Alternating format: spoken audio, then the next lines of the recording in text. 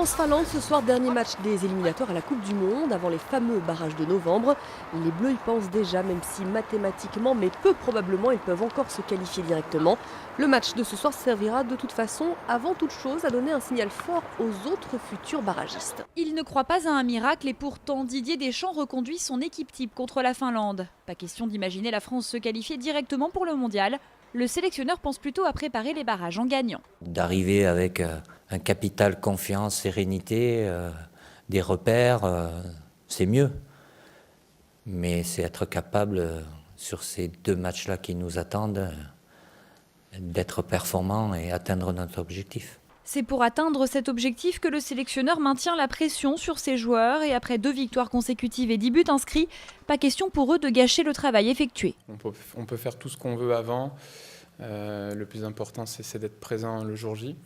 Mais dans une certaine logique, c'est quand même bien de clôturer ce stage qui a été très positif par une belle performance et une bonne victoire. Une victoire ce soir contre la Finlande permettrait d'adresser un message fort à son adversaire des barrages, adversaire que les Bleus connaîtront lundi lors du tirage au sort. Ces adversaires potentiels, les voici, la Suède de Zlatan Ibrahimovic ou encore le Portugal de Cristiano Ronaldo, l'Ukraine ou bien la Croatie.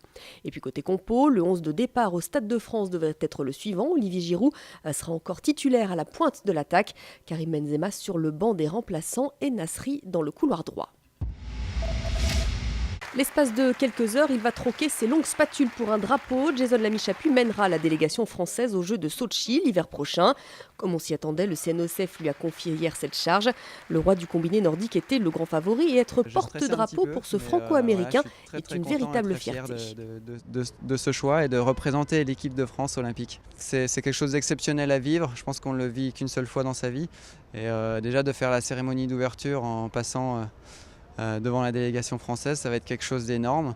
Et après, j'aurai quand même 4 jours avant la première compétition pour digérer un peu tout ce stress. On l'avait laissé grimaçant de douleur, puis élitreillé après le chavirage de Virbak-Paprec. Aujourd'hui, Jean-Pierre Dick va mieux, mais le bateau non. Les dommages causés pendant l'accident sont trop importants et le temps est compté. Dick et son comparse Roland Jourdain doivent donc renoncer à la Jacques Vabre. Question de prudence. Voilà, sur ces bateaux, il y a un temps de mise au point qui est important, de tests qui ne sera pas possible de réaliser. On va se présenter on va remettre le bateau à l'eau beaucoup trop tard. Juste 1 ou 2 sorties possibles, c'est vraiment trop faible, donc ça permet pas d'être dans des conditions de sécurité. Aujourd'hui, il faut savoir dire non à voilà.